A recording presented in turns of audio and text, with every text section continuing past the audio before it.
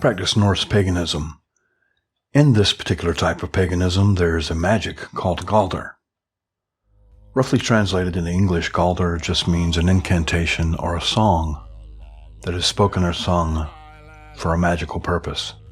It can be for protection, or for healing, or for courage in battle, or for any other type of magic that you can think of. There are Galdr poems for pretty much everything. My ancestors were Norse and Sami. This means that they were using Galdr thousands of years ago. So it's in my blood.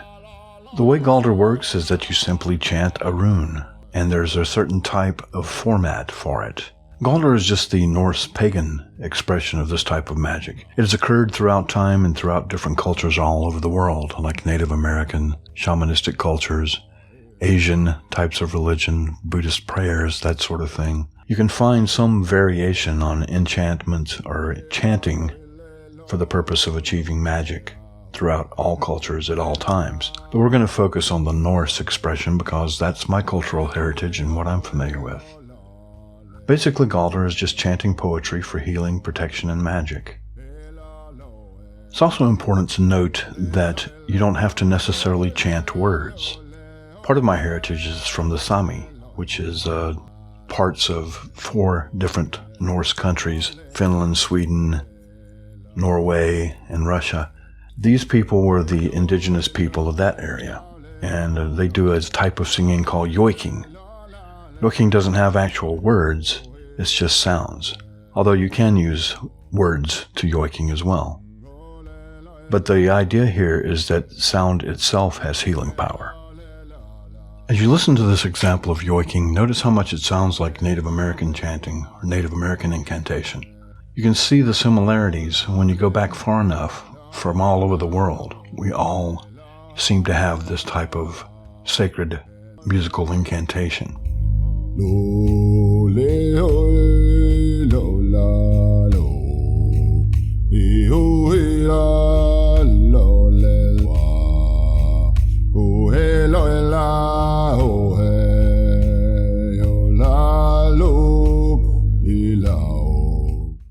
Notice that if you didn't know that was a Sami chant, you might think it was a Native American chant or some other indigenous tribal chant. While it lets us know that there's a commonality among all of us when it comes to this type of sacred magic, it sometimes leads to false charges of cultural appropriation. I remember at one particular pagan festival I was at, we were gathered outside of a dwelling that the Sami live in. It's called the lavu, and it looks very much like a Native American teepee when you first glance at it, but it's actually a little bit different. But it's common enough to where it looks like a teepee, and some of the well-meaning, I'm sure, people there accused us of cultural appropriation because we were sitting in a lavu and we were doing yoiking around the campfire.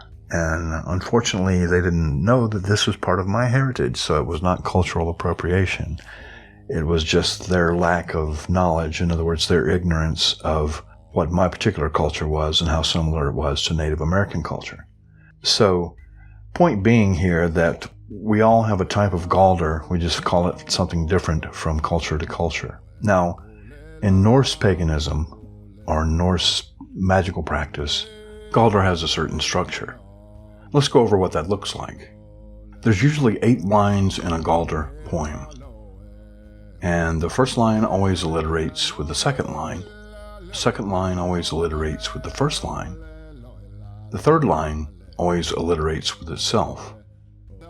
Then the fourth line always alliterates with 5. The fifth line always alliterates with 4. And then lines 6 through 8 alliterate with themselves. So let's look at examples of what that looks like. This is from the Skrinismal. Heri Jotnar, Heri Hrumbusar, Sinir Satenga, Sjálfer Ösledar, Veik Firbed, Veik Firbanna, Manna glaum Manna Nyetmani. And just for those who are curious, the English translation of that is, "Give heed, frost rulers, hear it, giants, sons of Suttung, and gods ye too, how I forbid and how I ban the meeting of men with the maid, the joy of men with the maid. Now imagine that poem being set to music, being chanted around a fire with drums accompanying or maybe some musical instruments. You can imagine what that would be like and how it could put you in a certain altered trance state. We have a joke in my group that no matter what time every drum circle is supposed to end, it always ends at 4 a.m. And the reason for that is once you get around the drums and you start sitting around the fire and you play this rhythmic music over and over again, and then eventually somebody starts chanting, and then some other people join in, and then it just becomes this experience that transports you to another world. That's where the magic actually happens. And what I find interesting about yoiking in particular in Galdr is that it doesn't have to have words. So you could imagine a bunch of people from all around the world with all different indigenous spiritual traditions getting together around the fire. And I've actually seen this happen. I don't have to imagine it.